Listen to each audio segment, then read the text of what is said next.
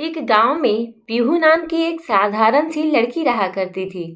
वह प्रतिदिन रात में सोने से पहले अपनी दादी माँ से कहानियां सुना करती थी। एक दिन पीहू को रात में आने में देर हो गई। अरे पीहू, आ गई मेरी बच्ची। हाँ दादी, मैं आ गई। थोड़ी देर हो गई मुझे आ जाने में। चलो अब जल्दी से खाना खा लो, बहुत भूख लग गई होगी ना। हाँ दादी, बहुत तेज की भूख लगी है। बताओ ना क्या बनाया है आपने आज खाने में। अरे पीहू, मैंने तेरी पसंद की बिरयानी बनाई है। लेकिन एक बात बताओ, आप रोज की तरह आज भी मुझे कहानी तो सुनाएंगी? हाँ पीहू। और पीहू खाना खाती है और खाना खाने के बाद उसकी दादी उसे नागलोक, पाताल लोक, चंद्रलोक, सूर्यलोक आदि की कहानियां सुनाया करती हैं। एक दिन उसकी दादी ने उसे स्वर्ग का वर्णन कर सुनाया। स्वर्ग का वर्णन इतना सुंदर था कि उसे सुनकर पीहू को स्वर्ग देखने की इच्छा हुई। क्या दादी, इतना सुंदर होता है स्वर्ग? हाँ पीहू, बहुत सुंदर होता है। फिर तो मुझे भी देखना है। हाँ देख सकते हो ना, उसके लिए तुम्हें बहुत अच्छे कर्म करने पड़ेंगे। जितने अच्छे कर्म करोगी उतने जल्दी तुम स्वर्ग देख पाओगी। नहीं, लेकिन मुझे तो अब भी स्वर्ग देखना है दादी। पीहू की दादी ने उसे बहुत समझाया कि मनुष्य स्वर्ग नहीं देख सकता, लेकिन पीहू रोने लगी और रोते रोते वह वहीं सो गई। सोने के बाद उसे सपने में एक सुंदर चमकते देवता दिखाई पड़े। उसके पास खड़े होकर बोले, बच्ची, स्वर्ग देखने के लिए मूल्य देना पड़ता है। तुम सर्कस देखने जाते हो ना, तो टिकट तो लेते ही होगे। बस उसी तरह स्वर्ग देखने के लिए भी तुम्हें टिकट खरीदना पड़ेगा, मतलब तुम्हें उसका मूल्य चुकाना पड़ेगा। सपने में पीहू सोचने लगी, मैं दादी से पैसे मांग लूंगी, उसमें क्या है।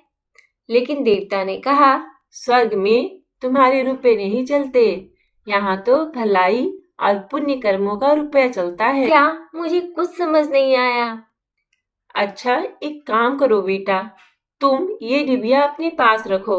जब तुम कोई अच्छा काम करोगी तो इसमें 1 रुपया आ जाएगा, और जब तुम कोई बुरा काम करोगी तो 1 रुपया इसमें से गायब हो जाएगा। और जब पूरी डिबिया भर जाएगी तो तुम स्वर्ग देख सकती हो।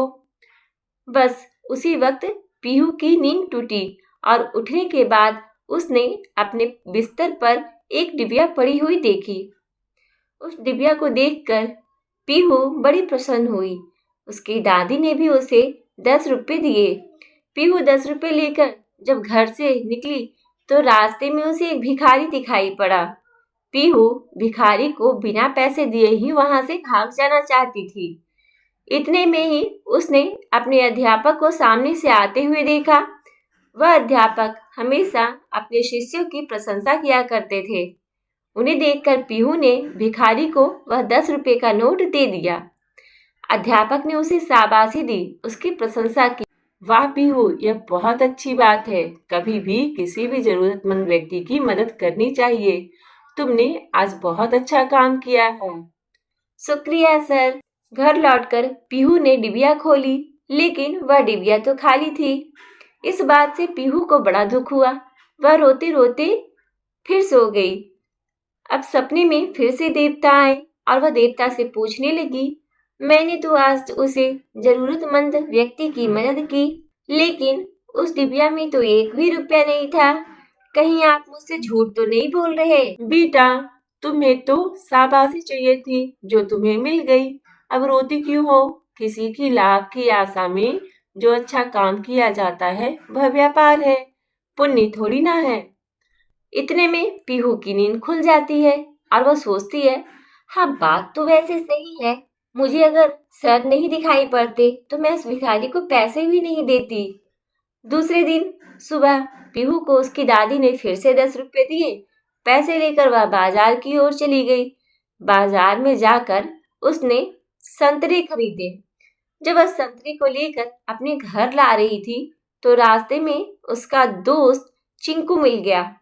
अरे पीहू, कैसी हो? मैं तो बहुत अच्छी हूँ, आप कैसे हो? बाजार से लौटते वक्त जब पीहू को यह बात पता चली कि उसका दोस्त पिंकू पिंकू बीमार है, तो वह पिंकू को देखने के लिए उसके घर चली गई। पिंकू को देखने के लिए वहां पर डॉक्टर आए हुए थे। डॉक्टर ने पिंकू की माँ से कहा, आप अपने बेटे को संतरे का रस जरूर दीजिएगा, इससे उसे विटामिन सी की कमी पूरी हो जाएगी। पिंकू की माँ बहुत गरीब थी, वह रोने लगी और बोली, मैं तो मजदूरी करती हूँ, बेटा बीमार था इसलिए मैं काम पर भी नहीं जा सकी, मेरे पास संतरे खरीदने के लिए एक भी पैसा नहीं है।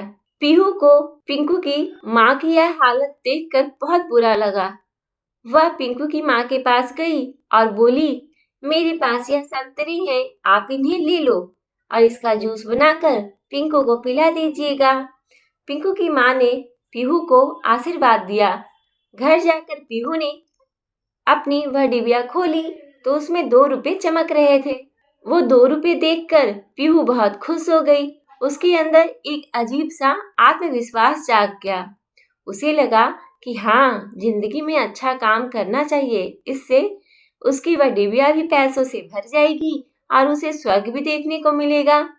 यही सोचकर वह उस दिन सो गई। एक दिन पीहू बगीचे में खेल रही थी। इतने में ही वहां पर एक दूसरी लड़की आ गई और उसने पीहू का टिफिन का डब्बा उठाने का प्रयास किया। यह जब पीहू ने देखा तो पीहू को उस पर बहुत गुस्सा आया। उसने जाकर उस लड़की से पूछा, यह क्या कर रही हो तुम? यह तो मेरा खाने का डब्बा है। सॉरी, मैं बहुत दुखी हूँ, मुझे बहुत भूख लगी है और मेरे घर पर कुछ खाने का सामान भी नहीं है, क्या मैं यह ले सकती हूँ? नहीं, अगर तुम्हें लेना ही था तुम मुझे पहले पूछ लेती, चोरी करने की क्या जरूरत थी? रख दो मेरा डब्बा। लेकिन उस लड़की ने पीहू का डब्बा वापस नहीं किया, ऊपर से वहां से भागने लगी। यह देखकर पीहू को बड़ा गुस्सा आया। जब वो लड़की नहीं मानी तो पीहू ने उसे पीट दिया। बेचारी लड़की रोते रोते वहां से चली गई। घर जाकर जब इस बार पीहू ने वह डिबिया खोली तो इस बार देखा रुपए गायब हो चुके हैं। उसे बड़ा पश्चाताप हुआ।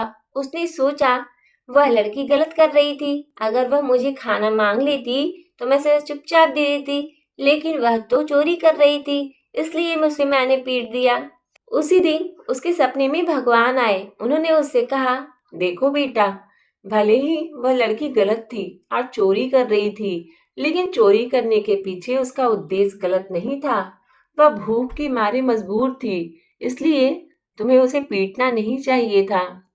सामने वाला कितना भी गलत हो, लेकिन जरूरी यह है कि तुम उसके साथ क्या करते हो, उसे सही की राह पर ले जाते हो या फिर उसके साथ गलत करते हो, और तुमने उसके साथ गलत किया।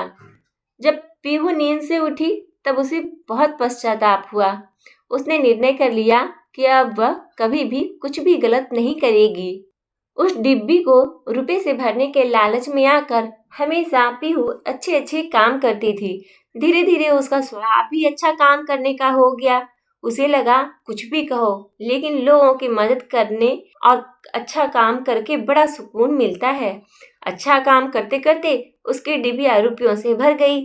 अब अच्छा काम करने की उसे आदत हो।